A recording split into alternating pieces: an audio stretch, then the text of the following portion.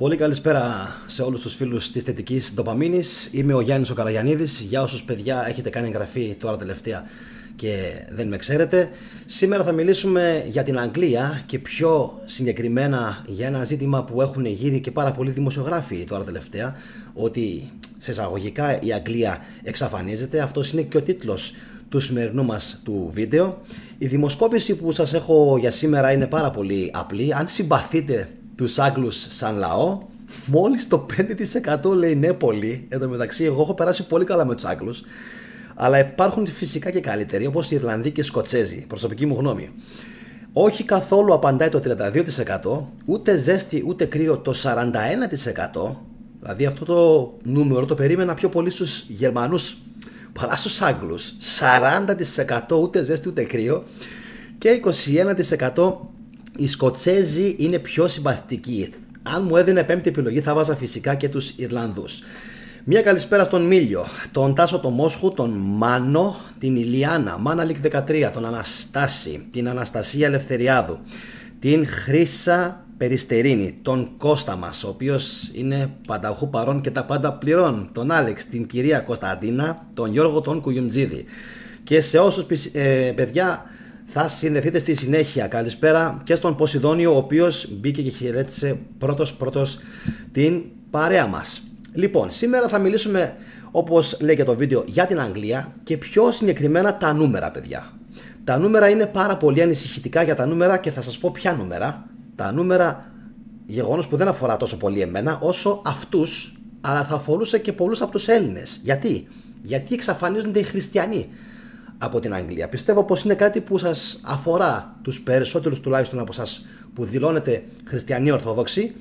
Πιστεύω ότι σας αφορά και θα έχει πολύ ενδιαφέρον να δούμε τα νούμερα. Τι ακριβώς συμβαίνει με την Αγγλία. Και όχι μόνο τα νούμερα των χριστιανών, αλλά τι συμβαίνει και με την ασιατοποίηση ή ασιατικοποίηση της Αγγλίας, που επίσης εμφανίζει πάρα πολύ μεγάλα αυξητικά ποσοστά. Θα ήθελα να σας ζητήσω επίσης να συμμετάσχετε στην κουβέντα, στην παρέα. Γεια σου Εκατοντάρχε και όλοι οι λοιποί που έχετε συνδεθεί. Θα ήθελα λοιπόν την απόλυτη, την αμέριστη βασικά συμμετοχή σας. Θα ήθελα να μου γράψετε σχόλια, θα ήθελα να μοιραστείτε με το κανάλι τις εμπειρίες σας και τις γνώσεις σας σχετικά με τους Άγγλους και σχετικά πόσο μάλλον με το τι συμβαίνει ακριβώς τώρα. Λοιπόν, πάμε λοιπόν να δούμε. Το έλαβα το μήνυμα, Κωνσταντίνα μου. Πάμε παιδιά να ξεκινήσουμε. Τα νούμερα είναι ψιλοανησυχητικά και αν σας έλεγε κάποιος τα νούμερα αυτά στην Ελλάδα, είμαι σίγουρος ότι θα είχατε ήδη χοροπηδήξει και θα λέγατε «Ωχ, κάποιοι έχουν καταλάβει τη χώρα μας». Εντάξει, προσωπική εκτίμηση είναι αυτή. Πιστεύω ότι λίγο πολύ όλοι θα είχαν χοροπηδήξει. Λοιπόν, τι λέει η επικεφαλίδα του άρθρου από το newsit.gr? 13,1% μειώθηκαν οι χριστιανοί σε Αγγλία και Ουαλία μέσα σε 10 μόλις χρόνια. Μεγάλο το νούμερο, πάρα πολύ μεγάλο το νούμερο. Κάθεσαι και σκέφτεσαι και λες, είναι δυνατόν? Τώρα αυτοί όλοι γιατί? Υπάρχει κάποια στροφή στην τεχνολογία, στην αθεία, πώς έγινε? Θα το δούμε σιγά σιγά. Σύμφωνα λοιπόν με την απογραφή, το 46,2% του πληθυσμού, δηλαδή γύρω στα 27,5 εκατομμύρια, δηλώνουν χριστιανοί.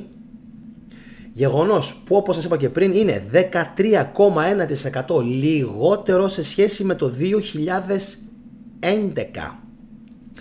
Μετά, καμία θρησκεία, δηλαδή αθρησκεία, δεν ξέρω αν συμπεριλαμβάνεται και η αθεία μέσα σε αυτό, προφανώς. Για να δω λίγο πόσο γράφει. 37,2% λέει αυξημένη κατά 12 μονάδες. 37,2%. Ενώ 6,5% που είναι περίπου σχεδόν 4 εκατομμύρια δηλώνουν μουσουλμάνοι, έναντι 4,9% που ήταν το 2011. Έχουμε δηλαδή μια αύξηση του 1,6% στους μουσουλμάνους. Δεν ξέρω αν σας λέει κάτι αυτό το νούμερο. Αυτές οι αυξήσεις, να ξέρετε, είναι πολύ πιο πάνω από την Ελλάδα. Γκαραντί αυτό. 1,6% λοιπόν πάνω το μουσουλμανικό στοιχείο από 4,9% σε 6,5% μέσα σε μόλις 10 χρόνια. Ενώ οι Ινδουιστές είναι 1,7% έναντι 1,5% πριν 10 χρόνια. Και να θυμίσουμε ότι ο νέος πρωθυπουργός της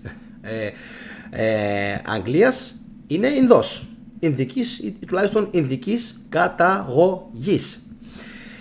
Λοιπόν, στο Λονδίνο λέει υπάρχει η μεγαλύτερη θρησκευτική διαφοροποίηση, αφού μόνο 1 στους 4 δηλώνει χριστιανός, δηλαδή γύρω στο 25,3%. Καλησπέρα στον Δίο Λαγούδη. 25,3%. Εν τω μεταξύ έχουν αρχίσει και ανησυχούν εκεί πέρα διάφοροι αρχιεπίσκοποι, λέει, του York, και αναφέρει μάλιστα έναν ο οποίος λέει ότι η εποχή στην οποία οι άνθρωποι δήλωναν αυτομάτως χριστιανοί έχει παρέλθει, έχει τελειώσει, και μάλιστα έχουν ζητήσει η εν λόγω και ακρόαση από τον νέο πρωθυπουργό για να συζητήσουν προφανώς τα ζητήματα που έχουν προκύψει με τον Ρίση Σούνακ, ο οποίος είναι ο προαναφερθής πρωθυπουργός.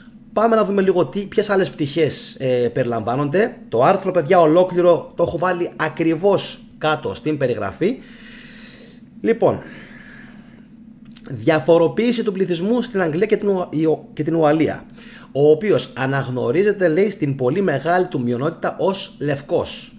81,7% το 2021, 86% το 2011. Έχουμε λοιπόν γύρω στο πόσο προκύπτει, 4,3% μείωση των λευκών. 4,3% μείωση των λευκών στην Αγγλία. Είναι ένα ποσοστό, πιστεύω, το οποίο είναι πάρα πολύ μεγάλο. Δηλαδή, αν το σκεφτούμε, όλο αυτό έγινε μέσα σε μια δεκαετία. Έτσι. Βέβαια, απογραφή έγινε και πέρσι, όπως ξέρετε, και στην Ελλάδα, και θα ήθελα να δω αν τα νούμερα αυτά ισχύουν ή όχι. Καλησπέρα και στον Γιώργο L. Δηλαδή, αν τα νούμερα αυτά ισχύουν ή προσεγγίζουν τα νούμερα της Αγγλίας και στην Ελλάδα, τότε πραγματικά μιλάμε για μια πάρα πολύ ανησυχητική τάση. Captain Greek, ξέρω, λέει, ότι είναι άσχετο, αλλά η Σουηδία, αν θυμάμαι καλά, έχει μεγαλύτερο πρόβλημα. Νομίζω ότι είναι η πρώτη στην Ευρωπαϊκή Ένωση σε μετανάστες. Δεν είναι καθόλου άσχετο, Captain Greek. Μου αρέσουν τέτοια σχόλια τα οποία σχετίζονται με αυτό που συζητάμε. Η Σουηδία όντως έχει πολύ μεγάλο πρόβλημα. Έχω ένα φιλικό ζευγάρι που πηγαίνει στη Σουηδία και μάλιστα μου αναφέρουν ότι έχει αλλάξει πάρα πολύ η σύσταση του πληθυσμού τα τελευταία χρόνια. Λοιπόν, τώρα πάμε να δούμε ποια είναι η δεύτερη μεγαλύτερη εθνοτική ομάδα στο Ηνωμένο Βασίλειο. Παιδιά, από την Ινδική υποήπειρο κατάγονται, δηλαδή μιλάμε για Ασιάτες, οι οποίοι αντιπροσωπεύουν το 9,3% του πληθυσμού και καταγράφουν την μεγαλύτερη αύξηση 1,8% σε 10 χρόνια.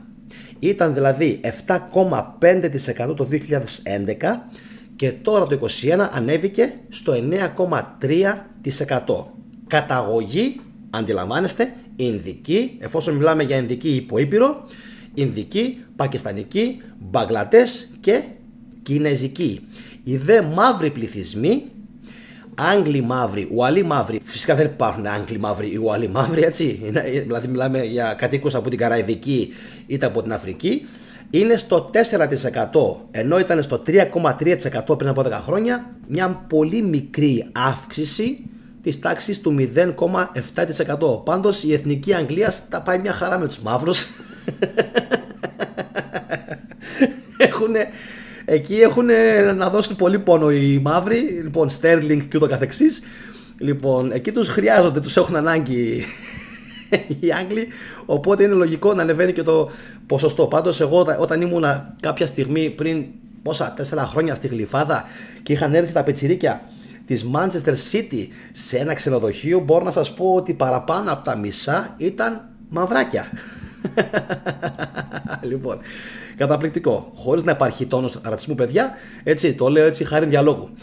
Τώρα, συνεχίζω. Το 10,1% των νοικοκυριών, λέει, περιλαμβάνει μέλη που δηλώνουν πως ανήκουν σε 2 ή περισσότερες διαφορετικές εθνοτικές ομάδες. Είναι δηλαδή σαν να λέμε ότι το 10% του πληθυσμού δηλώνει, προφανώς από ό,τι καταλαβαίνω, και Έλληνες και Αλβανοί. Άρα είναι σαν να λέμε ότι οι δεύτερης γενιάς μετανάστες έχουν κρατήσει την αγγλική υπηκότητα, την έχουν πάρει βασικά την αγγλική υπηκότητα και έχουν κρατήσει και την πρώτη τους καταγωγή, παύλα, υπηκότητα. Εν τω μεταξύ, αυτό που είναι εντυπωσιακό είναι ότι οι Άγγλοι, για όσους παιδιά είστε στο κανάλι και έχετε αλβανική καταγωγή, οι Άγγλοι πιστεύουν ότι οι Αλβανοί που πηγαίνουν στην Αγγλία πηγαίνουν καθαρά, δυστυχώς πηγαίνουν καθαρά για να μπουν σε εγκληματικές ομάδες, και μάλιστα τέθηκε τώρα τελευταία αυτό στο κοινοβούλιο, ανησυχητικό. Το να γίνονται δηλαδή μεταναστεύσεις ατόμων π.χ. προς το Λονδίνο μόνο και μόνο για να ενταχθούν εκεί σε διάφορες εγκληματικές ομάδες, και μάλιστα κάποιος πρότεινε να υπάρξει και φραγμός σε αυτό το πράγμα για να μην συνεχιστεί αυτή, ας πούμε έτσι, η μετανάστευση, η οποία πιστεύουν οι Άγγλοι ότι δεν τους ωφελεί, αλλά κάνει πάρα πολύ κακό στην κοινωνία, αν μιλάμε για ναρκωτικά και το καθεξής. Δεν θα ήθελα να πάρω, παιδιά, τοποθέτηση πάνω σε αυτό. Με ξέρετε, είμαι ουδέτερος, δεν προωθώ κανενός είδους ρατσισμό. Πιστεύω ότι τα σύνορα πρέπει νόμιμα να μπορούν να είναι ανοιχτά για όσους είναι οικογενειάρχες και θέλουν να ταξιδέψουν για να πάνε να εργαστούν, και από εκεί και πέρα ξέρετε ποιες είναι οι τοποθετήσεις μου σχετικά με την λάθρομετανάστευση, την οποία δεν την συμπαθώ καθόλου. Λοιπόν, μέχρι στιγμής από 87 ψήφους, καλά το διάβασα, μόλις το 6% παιδιά έχει δηλώσει ότι συμπαθεί τους Άγγλους πολύ, ενώ το 43% λέει όχι καθόλου. Τώρα, να σας υπενθυμίσω κάτι πάρα πολύ σημαντικό, και το ξέρουν πολύ λίγα άτομα, διότι έχουν μπει τελευταία στο κανάλι. Είχα κάνει ένα βίντεο πριν περίπου ένα χρόνο, δεν θυμάμαι, ότι οι αρχαίοι Έλληνες ίδρυσαν την Αγγλία το 3000 με 2500 π.Χ. Η αγγλική έρευνα έλεγε συγκεκριμένα ότι το έκαναν οι κάτοικοι, λέει, από το Αιγαίο και από τον χώρο της Μεσογείου. Εν τω μεταξύ, το 3 μέχρι το 2000 π.Χ. ξέρουμε όλοι ότι εδώ στη Μεσόγειο υπήρχαν οι Πελασγοί, που ήταν αρχαία πρώτο ελληνικά φύλλα, οι Μινωίτες και οι Κυκλαδίτες, και αναφέρομαι και φυσικά και προϊονικά φύλλα στην εσωτερική πλευρά, φυσικά, έτσι, της σημερινής, ας το πούμε, Τουρκίας, Μικράς Ασίας τότε.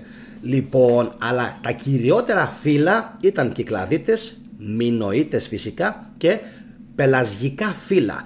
Αυτά ήταν τα φύλλα που είχαν πάει και είχαν μεταναστεύσει στην Αγγλία, την είχαν ιδρύσει, το DNA τους επικράτησε. Συγκρατήστε αυτήν την πληροφορία που σας λέω. Το DNA τους επικράτησε επί του γηγενούς DNA, που σημαίνει ότι οι Έλληνες είχαν γίνει περισσότεροι εκεί, και αργότερα ήρθαν οι Σάξονες, γερμανικά φύλλα προφανώς από τη σημερινή περιοχή που είναι η Σουηδία, η Δανία και ενδεχομένως και η Βόρεια Γερμανία, και αφομοίωσαν, κατέστρεψαν, διέλυσαν αυτόν τον πρώιμο ελληνικό πολιτισμό που υπήρχε εκεί, και φυσικά ξέρετε όλοι ότι άφησε πάρα πολλά ελληνικά μνημεία. Λοιπόν, το βίντεο θα το βάλω στα σχόλια καρφιτσωμένο πάνω για να μπορέσετε όσοι θέλετε να το παρακολουθήσετε. Πιστέψτε με, είναι ένα βίντεο το οποίο αξίζει πάρα πολύ, είναι πολύ εύπεπτο, είναι πολύ απλό στην κατανόησή του. Δεν φαίνομαι εγώ στο βίντεο, εντάξει, υπάρχει μόνο αφήγηση και με εικόνες, και πιστέψτε με, θα το λατρέψετε. Λοιπόν, πριν κλείσω να δω λίγο αν υπάρχει κάποιο ακόμα σχόλιο, και να σας πω ότι αύριο το βράδυ θα κάνουμε ένα live σχετικά με την τεχνολογία των φακών στην αρχαία Ελλάδα, οπότε και αυτό να μην το χάσετε, και πιστεύω ότι θα σας αρέσει πάρα πολύ. Captain Greek, ακόμα ένα σχόλιο. Πάλι και λέει κάτι άσχετο, αλλά η Σουηδία είναι η πρώτη σε βιασμούς και θανάτους από όπλα στην Ευρώπη. Αυτό πραγματικά δεν το ήξερα. Αυτό δυστυχώς είναι κυρίως, αλλά όχι μόνο, λόγω μεταναστών ακόμα δεύτερης και τρίτης γενιάς. Captain Greek δεύτερης και τρίτης δεν νομίζω, γιατί ξέρεις πολύ καλά ότι δεν πρόλαβαν ακόμα να ριζώσουν αυτοί εκεί πέρα. Τώρα πήγαν. Σκέψω ότι η Σουηδία μέχρι, δηλαδή δεν έχει 20 χρόνια, να πω πόσα, 30 που ξεκίνησαν καλά να δέχονται μετανάστες, οπότε αυτό είναι κάτι που εμένα προσωπικά μου κάνει τρομερή εντύπωση, έτσι, γιατί ακόμα δεν έχουν προλάβει να κάνουν παροικίες εκεί πέρα οι μετανάστες. Πάντως οι Σουηδοί, αυτό που λες, θα το πληρώσουν πάρα πολύ σοβαρά. Λοιπόν, εν κατακλείδη, για άλλη μια φορά παιδιά να σας το πω, δείτε το βίντεο που έκανα σχετικά με το πώς οι Έλληνες ίδρυσαν την Αγγλία το 3000 μέχρι 2500 π.Χ. και αύριο το βράδυ οπωσδήποτε σας περιμένω να κάνουμε το επόμενο το live, το οποίο πιστεύω ότι θα είναι πάρα πολύ ωραίο, διότι θα πιάσουμε μια πτυχή των αρχαίων Ελλήνων, τους φακούς, η οποία πτυχή παιδιά έχει περάσει εντελώς απαρατήρητη από τη βιβλιογραφία, από τους ακαδημαϊκούς, από τα πανεπιστήμια, ενώ υπάρχει η τεχνολογία, ενώ υπάρχουν οι φακοί, ενώ υπάρχουν οι κριτικοί σφραγιδόληθοι, δεν θέλουν με τίποτα κάποιοι να βγουν αυτά στη φόρα και στην επιφάνεια, γιατί θα αποδειχθεί για άλλη μια φορά ότι υπήρχε μια άγνωστη αρχαία ελληνική τεχνολογία που με τη βοήθεια κάποιων και με τους πολέμους δυστυχώς εξαφανίστηκε από τον χάρτη. Οπότε σας περιμένω αύριο το βράδυ, ανανεώνουμε το ραντεβού. Καλό βράδυ σε όλους. Καληνύχτα.